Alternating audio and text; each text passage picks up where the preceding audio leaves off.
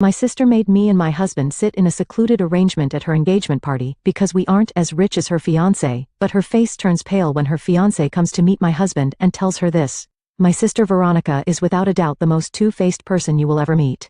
On the surface, she appears sweet and charming, but when you dig deeper, you find a very different reality. I know this firsthand because we grew up together, and I've seen her true colors more times than I can count. We grew up in a poor working-class family, and like many children from lower-income households, we had to adjust to circumstances that were far from ideal. Compromise was a way of life for us, whether it was sharing a single blanket during freezing winters, going to bed hungry some nights, or learning to be content with second-hand clothes. Our childhood was filled with struggles and sacrifices, and as much as I hated our broken-down house with its leaky roof and creaking floors, I know Veronica despised it just as much. However, our ways of dealing with this shared hardship couldn't have been more different. I chose to channel my frustration and desire for a better life into hard work. I poured everything I had into my studies, determined to escape the cycle of poverty we were trapped in. Despite countless challenges, I earned a scholarship to a prestigious university, something that felt like a miracle at the time. That scholarship became my ticket to a brighter future, a good education that led to a stable, high-paying job. Once I was well settled in my life, I turned my focus back to my family. It was important to me that our parents, who had sacrificed so much for us, could finally enjoy a more comfortable life. I helped them move out of that dilapidated house and into a better living situation. But Veronica, she took a very different path. While I focused on hard work and self-reliance, she leaned into her looks, charm, and cunning nature. Veronica has always known exactly how to use her beauty and wit to her advantage, especially when it comes to getting men and using them. Her whole life she has constantly jumped from one relationship to the next, as if she can't bear the thought of being single for even a moment. Her strategy is simple, but effective. Find a man who can give her what she wants, whether it's financial stability, luxury items, or a place to live. She has mastered the art of securing it all through relationships. I've never seen her struggle to pay her bills, or worry about where her next meal will come from, because she always has someone taking care of it for her. Her most recent relationship was with a rapper who not only paid for her bills, but also lavished her with expensive shoes and designer clothes, and even gave her a place to stay rent-free. She seemed to have it all in that arrangement, but as with most of her relationships, it ended in chaos. The relationship came crashing down when the rapper caught her cheating on him, with one of his house staff no less. He was understandably furious, and when things fell apart, Veronica did what she always does, she ran to me for help. She showed up at my doorstep distraught and desperate, asking to stay until things calmed down after her breakup. Despite my frustration and the obvious mess she had created for herself, I couldn't turn her away.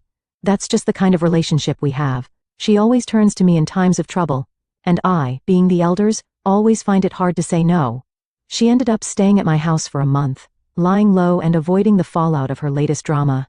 During that time, my husband made it clear how much he disliked the situation. He's well aware of Veronica's tendencies and has never been a fan of her drama-filled lifestyle. Still, he knows better than to argue with me when it comes to helping my sister. He grits his teeth and puts up with it, knowing I have a soft spot for her despite her endless antics. You'd think that after all the times Veronica has come running to me for help, she would at least show a bit of gratitude towards me, but no, that's not who she is. You see, Veronica has always been jealous of me. She seems to harbor this deep-seated resentment towards me. It's as though she can't stand the fact that my life is better than hers. She also hates the fact that I found myself such a good loyal husband. She's even told me outright that she finds it really unfair that I live such a stable and comfortable life without ever worrying about money.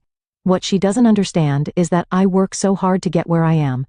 She hates hearing about how my husband takes me on fancy vacations every year, and she never misses an opportunity to remind me that she thinks I don't deserve any of it. Just for some context, unlike me, my husband comes from a very wealthy family, but you'd never guess it by looking at him. Him and I met at a conference where he was a guest speaker. At the time, I had no idea how financially successful he was. He looked so simple and humble, which is what attracted me to him. He doesn't flaunt his wealth. No designer suits, no flashy cars, and no expensive watches. He once told me that showing off wasn't his style, and that mindset is part of what made me fall for him. When we started seriously dating, I realized the extent of his wealth. Despite his family wealth, he had also quietly built a fortune for himself through years of smart decisions and hard work. Anyways, even after I married my husband, we've made it a point not to broadcast his wealth to my family. Yes, we moved into a larger house, but we kept most other aspects of our life understated. Apart from helping my parents and occasionally Veronica when they truly need it, we rarely talk about money or make our financial situation obvious. My husband believes in living modestly, and I respect that. It's also partly because I know how someone like Veronica would react. She already feels entitled to our help, and if she fully understood the extent of my husband's wealth, she'd likely see us as her personal safety net. So after her relationship with the rapper ended, I assumed Veronica would take some time to reflect and chill, maybe even stay single for a while, but no. In true Veronica fashion, she quickly found herself another man. This time though, things were different, or at least they seemed that way at first. Her new guy, James, was a senior account manager at his company, someone who had built a solid career and was doing quite well for himself. At first, to be honest, I thought he was just a rebound, someone to fill the gap until her next conquest. But then Veronica surprised all of us by actually getting serious about him. She bragged about his sports car and rich parents all the time. Then one day she invited my parents and me to have lunch with James where we could officially meet him. During this lunch, she let it slip that her decision to be with James wasn't entirely about love. According to her, James was somewhat rich and very important, and she wanted to secure her future by locking him down. She was very open about the fact that she wanted a part of his wealthy lifestyle. As if that wasn't bad enough, before James arrived at the lunch, Veronica explicitly told us not to mention anything about our poor childhood years, and instructed us to act as though we came from a family with good money and status. She told us that she had lied to James about our background, as she didn't want him to know exactly how poor we used to be. She also forbade us from talking about any of her exes, and claimed that she had told James that she had no experience in relationships. I was appalled. Basically, she had lied to James about everything, and she wanted us to keep up the facade just so she could marry this rich boy. I didn't want to lie to James. That guy deserved to know the truth, but Veronica argued that once she was married to him she would tell him everything. Until then, she insisted it was her decision to make. I hated the situation, but for the sake of keeping the peace, I kept my mouth shut.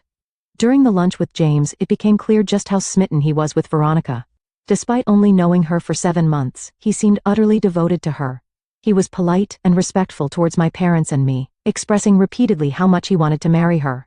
My parents, swept up in the moment, and likely eager for Veronica to settle down, gave him their blessing right there and then.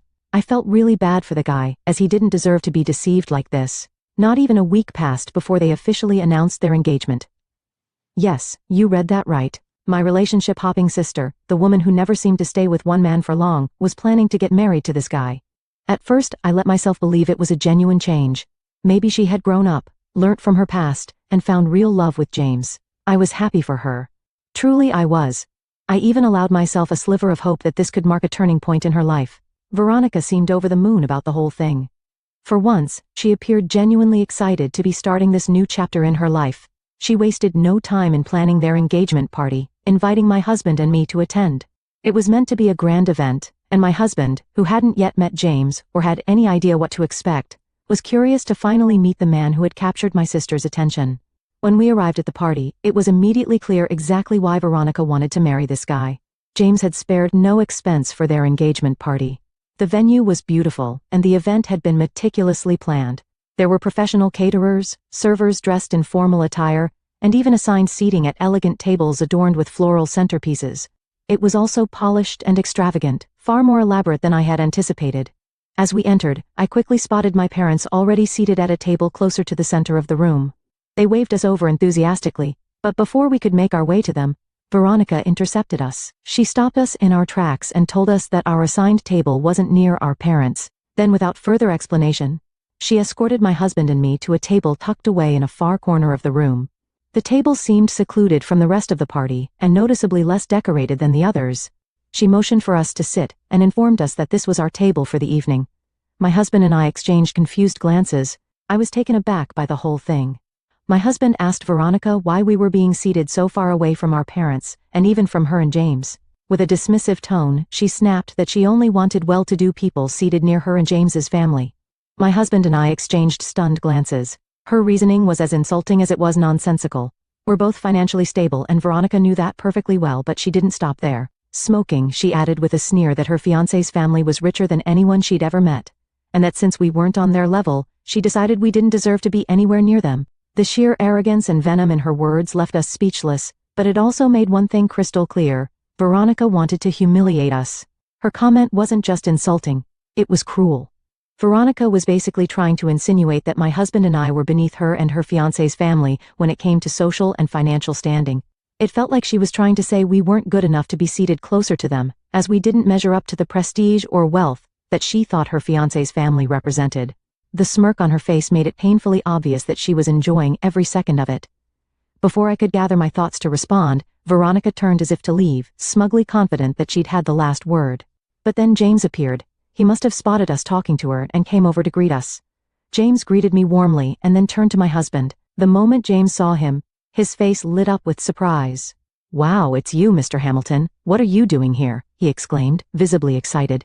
It was clear he recognized my husband, and his reaction caught both Veronica and me off guard. She froze, her smirk fading into confusion as James continued, his tone filled with admiration. I glanced at my husband, who seemed calm but slightly amused by the unexpected turn of events. He hadn't met James until that evening, but now he seemed to recognize him. The two men shook hands while my husband told James that he was married to me. James seemed pleasantly surprised by that and started saying how he couldn't believe that he was going to be a family with someone he'd admired for so long. Veronica, on the other hand, looked like she was swallowing a lemon. Whatever connection my husband had with James, it was clearly a significant one, and Veronica had no idea. James then turned to Veronica and casually mentioned that his company had been working under my husband's company for years. In fact, he explained, my husband's company was one of their biggest clients, and James and his team personally managed the account. He seemed proud as he explained how often my husband's company used their services, clearly holding my husband in high regard. That was the moment Veronica's face drained of color and her eyes widened. As the realization hit her just minutes earlier, she had gone out of her way to demean us, smugly claiming we weren't as rich or important as her fiancé. Now she was confronted with the truth that her very fiancé worked for my husband's company. The vindication I felt at that moment was indescribable. It was like a karmic gift served on a silver platter. My husband remained composed, but I could tell he found the irony of the situation as satisfying as I did. James, seemingly oblivious to the tension, then asked us a straightforward question. "Why are you sitting so far away from the rest of us?" I looked at Veronica, who looked terrified that we were going to expose her, and without missing a beat, I told James the truth. "Well, this is where Veronica wanted us to sit." James looked genuinely taken aback. He turned to Veronica, concern etched on his face, and asked, "Why would you make your own sister and her husband sit all the way over here?" Veronica looked as pale as a ghost. She stumbled over her words, clearly caught off guard, and for once, she didn't have a quick comeback. It was as though she was struggling to think of an explanation that wouldn't make her look terrible in front of James. Before Veronica could come up with an excuse, I decided to speak up. I calmly explained to James the reason behind our seating arrangement. I told him how Veronica had mentioned that we were not rich enough to sit near them or the other well-to-do guests. Veronica immediately tried to interrupt stammering protests, but I continued recounting everything she had told me and my husband earlier. I didn't exaggerate or sugarcoat, just laid the truth out plainly. James's expression turned from confusion to disbelief and then to mortification. He looked absolutely appalled as he turned to Veronica, who by now was visibly panicking. "That's totally inappropriate," he told her, his tone sharp with disappointment. Then turning back to us, he began apologizing profusely. "I'm so sorry for what happened," he said, clearly embarrassed. "I'll fix this right now. Let me have you move to a better table near us." While I appreciated his apology, my husband had already made up his mind. He's not one to let insults slide easily, especially when they're as deliberate and hurtful as this. Without hesitation, he announced that we wouldn't be staying any longer. "I appreciate the gesture, James," my husband said politely, "but we are leaving." I nodded in agreement, ready to go. James looked flustered and tried to reason with my husband, but it was no use. Veronica too began apologizing frantically, insisting it was a misunderstanding and begging us to stay, but the damage was done. What was the point of staying after what Veronica had done? Sure, she seemed apologetic now, but would she have felt any guilt if James hadn't turned out to work for my husband? I doubted it. My husband and I quietly excused ourselves and left the party. Instead of dwelling on the negativity, we decided to turn the evening into something positive. We went to our favorite restaurant for an impromptu date night, just the two of us. It was refreshing to leave behind the drama and spend quality time together enjoying good food and each other's company. That said, my husband remains furious about the incident and has made it clear he wants to cut ties with my sister entirely. I can't say I blame him. Veronica's behavior was deeply disrespectful, not just to him, but to me as well. At this point, I agree with my husband. Family or not, there's only so much one can tolerate, and Veronica has crossed that line. Since the party, my phone has been ringing non-stop. It feels like everyone suddenly has an opinion about what happened, without even knowing the full story. My parents, along with some relatives who were present, seemed particularly upset. They only saw my husband and me leaving the engagement party abruptly with no explanation provided. Instead of questioning Veronica or digging deeper into what might have led to our departure, they've decided to place the blame squarely on us. They've been calling us rude and disrespectful, berating us for walking out on such an important event. It's frustrating to say the least. Meanwhile, Veronica has been bombarding me with text. Her tone is completely different now. She's sending what feels like endless apologies, claiming she regrets what happened at the party and is begging me to call her back a sap. Apparently James is furious with her, and they've had a big fight over the incident. He's insisting that she make things right with us, which I suppose is why she's suddenly so remorseful. AITA. Thank you for the hundreds of comments I've received from everyone. I agree with most of your comments that my sister needs to be taught a lesson in humility. If I accept her apology, she will never learn her lesson. She's only apologizing now because she's afraid of losing James, not because she's actually sorry for the way she treated me and my husband. This isn't about reconciliation for the sake of family. It's about her trying to save face before her fiancé turns his back on her and ends their relationship. Also, I agree with some of the comments that James deserves to know the full truth about my sister and her true behavior before he makes any deeper commitments. It's important that he understands what kind of person she is, especially if she's planning to spend the rest of her life with him, and while I'm not one to meddle in their personal life, I can't stand by and let her manipulate everyone around her, especially when she's hurt me so deeply. My husband and I have decided to take matters into our own hands. We've invited James to our place for lunch. He has actually been reaching out to my husband, apologizing profusely for the situation, so we think sitting down and having a face-to-face conversation about this will be better. I feel like it's time for him to hear the whole truth, not just the version Veronica has been feeding him. Earlier this week, I also took the time to speak with my parents about everything that went down at the engagement party. I explained the whole situation in detail, making sure they humiliated us. They were horrified when they heard the full story, and I could tell it really shook them to realize how their daughter had treated me and my husband. My parents, especially my mother, were deeply regretful for judging us before knowing the whole story, and they immediately apologized to me. Since then, my parents have assured me that they are going to set the record straight with the rest of the family. They want to make sure that no one else, especially relatives who might not have witnessed the event firsthand, blames me for what happened. They understand now that the problem wasn't me. It was Veronica's behavior. My parents have promised to talk to the rest of the family to clear up any misunderstandings. I appreciate their support. Sorry for such a late update.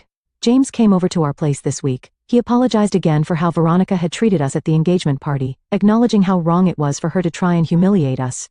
He told us that he wouldn't have never let her go through with this if he had an idea that she was going to treat us this way.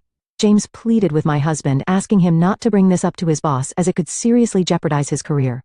My husband reassured James that despite how my sister had insulted us, their business partnership would remain unaffected. James seemed visibly relieved by that, and I appreciated my husband's calmness in the midst of all this drama. It was important to him that business didn't get entangled in his personal mess, and I respected that. Once that was settled, I took it upon myself to be completely transparent with James about who my sister really was. I didn't want to meddle in his relationship, but I felt he had every right to know the truth about Veronica's past. He needed to understand what kind of person she was before making any long-term commitments. I told him everything. How she had been in and out of prisons, how she had a string of shady exes, how she has never had a job, and how she constantly came to us for money, often without any real intention of changing her ways. I wasn't trying to break them up or create conflict, but I wasn't going to sit back and watch James make a decision based on an incomplete picture of who Veronica truly was. I made sure to add that I was happy for him to be a part of our family, but I wanted to make sure he knew what he was getting into. Veronica may have been charming in the beginning, but she had a pattern of using people and then tossing them aside when they no longer served her purpose. James listened carefully, and while he seemed shocked by some of what I said, he didn't react with anger or defensiveness. He told me that he had no idea about her past or about our family background since Veronica had made such elaborate lies. In the end, he informed me that he was going to take some space from Veronica to process everything I had shared with him. He didn't want to rush into anything, and I could tell he was trying to make sense of what was going on. It was clear that he had a lot to think about.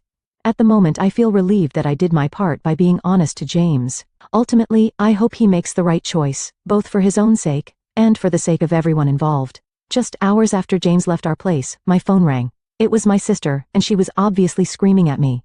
I could barely make sense of what she was saying through her angry sobs and shouts, but it quickly became clear that James had called off their engagement.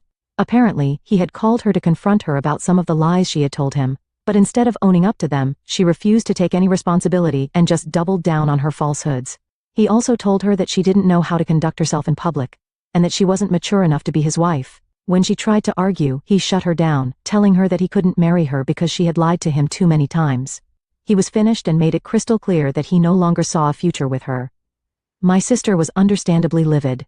She was furious, yelling at me that I was the reason she lost him. She went on and on about how James was her golden ticket to a better life, a life of higher status and wealth, and that marrying him would have changed her life and given her everything she ever wanted. She said I ruined her chance of getting a good life. I wasn't surprised by her reaction. As usual, she blames everyone else other than herself for how her life turns out. This time, I wasn't going to let her manipulate me or use me to get what she wanted any longer. I calmly but firmly told her that I didn't care how much she yelled at me anymore because I was done with her. I told her that my husband and I were cutting her off. No more helping her, no more handouts, no more bailing her out of whatever mess she created. This time she had gone too far and I wasn't going to tolerate it anymore. When I said that, there was an immediate silence on the other end of the line. She had nothing to say in response, and I could hear the shock in her silence. It was like I had finally said the thing that she knew was coming, but never expected to actually hear. I could almost feel her panic through the phone. I told her that for years I had let her disrespect slide, because I knew deep down that she was jealous of me. I knew she was trying to tear me down, but I always let it go, because in a way I understood why she felt that way. She was my younger sister, and I wanted to look out for her. But this time she had crossed the line. She had humiliated us. She had humiliated my husband, and I couldn't let her get away with it. My husband had been nothing but kind to her, even though he didn't particularly like her and he had always supported her whenever she needed something. He had done all of that because he loved me, and she had completely taken advantage of that. I told my sister in no uncertain terms that she didn't deserve people like us in her life anymore.